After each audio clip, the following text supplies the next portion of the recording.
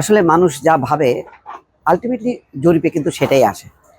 যেমন একটা গুরুত্বপূর্ণ জরিপে দেখা যাচ্ছে যে তারেক রহমানের প্রধানমন্ত্রী হওয়ার সম্ভাবনা রয়েছে 47%। বেশিরভাগ মানুষ মনে করেন যে আগামী নির্বাচনের পর যে সংসদ গঠিত হবে, সেখানে যে সরকার গঠিত হবে সেই নির্বাচনের মধ্য দিয়ে সেই সরকারের প্রধানমন্ত্রী হবেন বর্তমান বিএনপির ভারপ্রাপ্ত চেয়ারম্যান তারেক রহমান।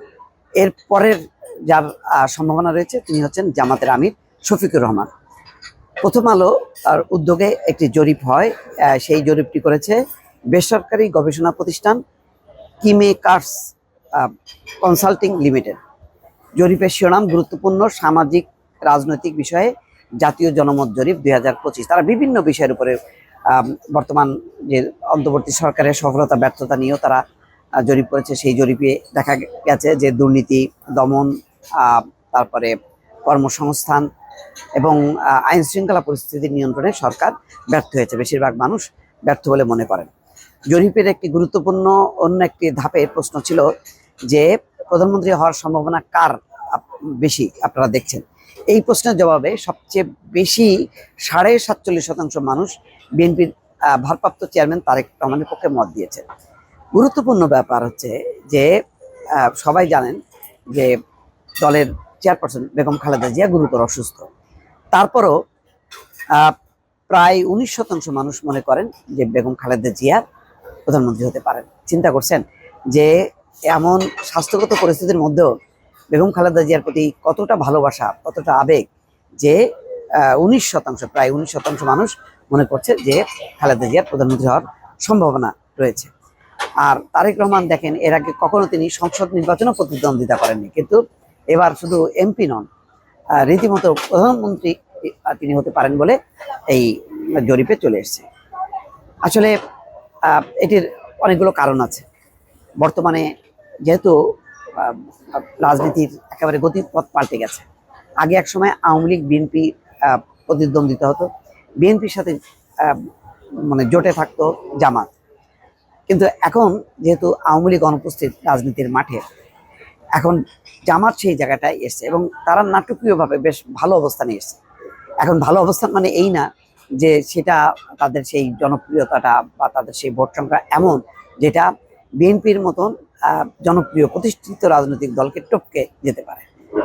তো স্বাভাবিকভাবে মানুষ যে এখনো তারেক রহমানকে আগায় রাখছে, এটা যেমন অস্বাভাবিক না। এবং তার পরবর্তী পর্যায়ে যেহেতু আওয়ামী লীগ নাই রাজনীতির মাঠে, অন্য কোনো রাজনৈতিক দলের সেরকম সাংগঠনিক ভিত্তি নেই, স্বাভাবিকভাবে তারা মানে মনে করছেন যে যদি কোনো কারণে তারেক রহমান প্রধানমন্ত্রী হতে না পারেন তাহলে সেক্ষেত্রে শফিকুর রহমানের সম্ভাবনা আছে। জরিপের বর্তমান যেই প্রেক্ষাপট, সেই প্রেক্ষাপট কিন্তু আবার একই রকম থাকবে, এটা আমার ব্যক্তিগত ধারণা। যে তারেক রহমান আবার যখন নাকি দেশে আসবে, নির্বাচনী প্রচারণা চালাবে, তখন কিন্তু তার ক্ষেত্রটা আবার ভিন্ন হয়ে যাবে। তখন হয়তো মনে হবে যে না, এখন যে 47% মানুষ মনে করে, তখন হয়তো দেখা গেল এটা আরো বেড়ে যেতে পারে, আবার নাটকীয়ভাবে এটা আবার কমেও যেতে পারে। অনেক কিছু নির্ভর করছে। আগামী 1 মাসের মধ্যে নির্বাচনে 1 থেকে 1.5 মাসের মধ্যে, ডিসেম্বর মাঝামাঝি থেকে শুরু করে পুরো জানুয়ারি মাস, 1.5 মাসে মানুষের জনমত কিন্তু ওঠানামা করবে। ফলে এখন যেটা প্রথম আলো যে হিসাবটা করছে জরিপ দিয়ে, সেই হিসাবটাই যে থাকবে পরবর্তীতে এমন কোনো কথা নেই। ফলে এই জরিপের আবারও একটা পরিবর্তন হবে নিশ্চয়ই। যারা জরিপ করছেন তারা পরবর্তীতে সেই ফলাফলটাও তারা দেবে। দর্শক, দেশটাকে আমরা এরকম করতে পারবো যখন আমরা সকলকে মিলে, সকলকে সাথে নিয়ে যখন দেশ গড়ার কাজে হাত দিব, একমাত্র তখনই সম্ভব। বিভাজন রেখে, বিভক্তি রেখে, একজনকে ভেতরে একজনকে বাইরে রেখে কিন্তু আমরা দেশ গড়তে পারবো না। দেশের অর্ধেক জনসংখ্যা হচ্ছে নারী। আপনাদের নিশ্চয়ই অনেকের জানা আছে, নেপোলিয়ন বলেছিলেন যে আমাকে একটি শিক্ষিত মা দাও, আমরা শিক্ষিত জাতি দিব আমি তোমাদেরকে। কথাটি কম বেশি আপনারা জানেন, বক্তৃতাতেও আপনারা বলেন। সহকর্মীবৃন্দ, আসুন দেশনেত্রী খালেদা জিয়া শিক্ষিত মা তৈরির বাস্তবায়ন কিন্তু উনি করে গিয়েছেন। নারীদের ক্লাস 12 পর্যন্ত শিক্ষা ব্যবস্থা উনি ফ্রি করে দিয়ে গিয়েছেন। অর্থাৎ শিক্ষিত মা তৈরির যে প্রোগ্রাম, কর্মসূচি, সেটি দেশনেত্রী খালেদা জিয়া শুরু করে গিয়েছেন।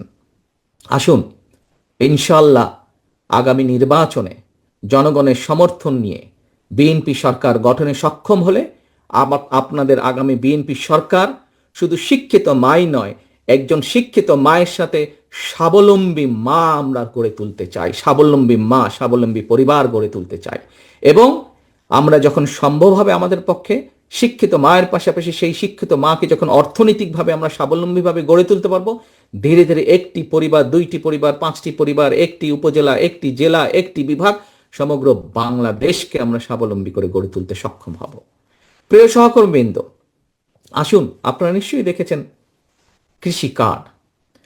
আমরা ছোটবেলা থেকে, আমরা যখন ছোট ছিলাম, আমরা জানতাম, পড়েছি, বইয়ে পড়েছি, মুরব্বীদের কাছে শুনেছি যে এই দেশের প্রাণ হচ্ছে, অর্থনীতির প্রাণ হচ্ছে কৃষি।